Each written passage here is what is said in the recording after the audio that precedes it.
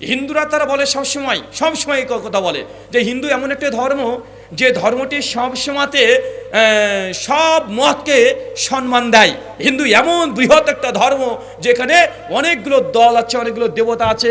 হিন্দু ধর্মে নাস্তিকদেরকেও নাকি মেনে নেওয়া হয়েছে।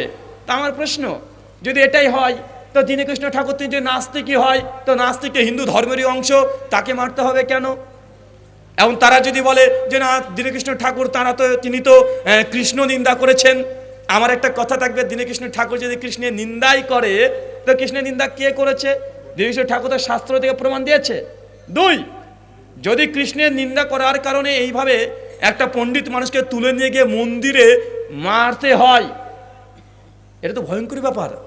রামায়ণ, বাল্মীকি রামায়ণ অযোধ্যা কাণ্ড 109 নম্বর স্বর্গের 34 নম্বর শ্লোকে স্বয়ং বাল্মীকিজি লিখে রেখেছেন বাল্মীকি রামায়ণে, যথাহি চোরাহা তথাহি বুদ্ধা। বুদ্ধ হচ্ছে 1 নম্বর চোর। তো সনাতন শাস্ত্র তো বুদ্ধকে চোর বলেছে, এখন বৌদ্ধরা যদি হিন্দু পণ্ডিতদেরকে মারে, দীনকৃষ্ণ ঠাকুর তিনি যে কৃষ্ণের নিন্দা করার জন্য মারে, তাকে মেরে দিতে হয়।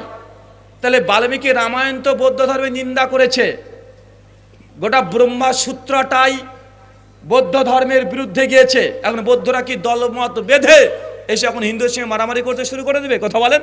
তাই এরকম ধর্ম ব্যবসায়ী প্রত্যেক যুগেই ছিল। ইসলাম হিস্ট্রি খোলেন, ওখানেও পাবেন নবী জাকারিয়া ইয়াহিয়াকে ভাই হত্যা করেছে কি করে নাই? এটা আশ্চর্য, নবী ইয়াহিয়াকে ইহুদিরা মন্দিরের মধ্যে মেরেছে, মসজিদের মধ্যেই তার গর্দনটাকে উড়িয়ে দিয়েছে, বাইবেলে লেখা আছে গসপেল অফ লুক চ্যাপ্টার 18 মধ্যে। তাই মানুষ সংস্কারবাদী যখনই হবে, চাই সেটা মুসলমান হোক চাই সে হিন্দু হোক, দেখবেন এক শ্রেণীর ধর্ম ব্যবসায়ী আছে যারা তারা উঠে পেরে লেগে সে মানুষের পেছনে লেগে যায়। দীনকৃষ্ণ ঠাকুরের সঙ্গে সেটাই হয়েছে। তবে থামলে চলবে না। আমাদেরকেও অনেকেই অনেক কিছুই বলে আমাদের সমাজ থেকে, কিন্তু থেমে গেলে এই সমাজকে সংস্কার কে করবে? তাবিজের ব্যবসা বন্ধ কে করবে? আমরা বলি তাবিজের ব্যবসা করা যাবে না, দীনকৃষ্ণ ঠাকুর ওই কথাই বলে যে তোমরা যেসব মন্দির টন্দিরে গিয়ে মূর্তি পূজা করছো, মূর্তির মধ্যে ঈশ্বর নাই, এই কথা বলার জন্যই হিন্দুরা গেছে রেগে। কথা বুঝতে পারছেন? দীনকৃষ্ণ ঠাকুর বলেছে যে এই যে যখন মানুষ মারা যায় শ্রাদ্ধ করে টাকলা করে দেয়, 11 দিন পরে গোটা দীনকৃষ্ণ ঠাকুর বলছে এইসব শাস্ত্রে নাই, এলে ফাউল কাজ, এই জন্য হিন্দুরা এখন রেগে গেছে। কথা কি বুঝতে পারছেন? মানে প্রচলিত ধর্মের বিরুদ্ধে বলেছে। শুক্রিয়া।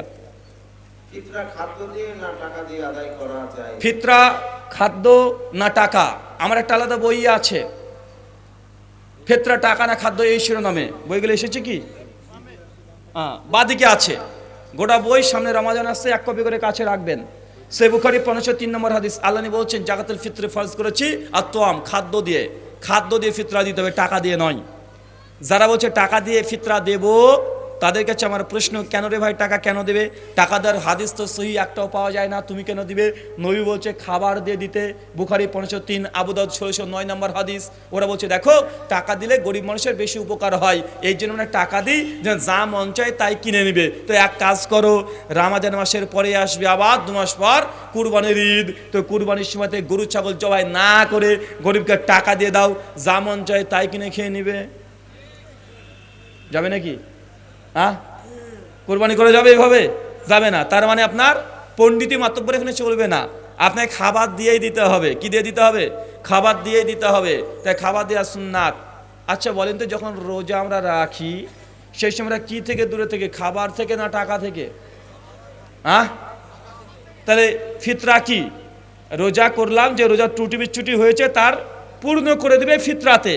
তো আমরা রোজার সময় টাকা থেকে তো দূরে ছিলাম না, খাবার থেকে ছিলাম। তাই যুক্তি কোথায় বলে খাবার দেওয়াটাই এটাই সুন্নাহ, এটাই শরীয়ত। সুনান আবু দাউদ 1615 নম্বর হাদিস, দেখে নেবেন। শুকরিয়া।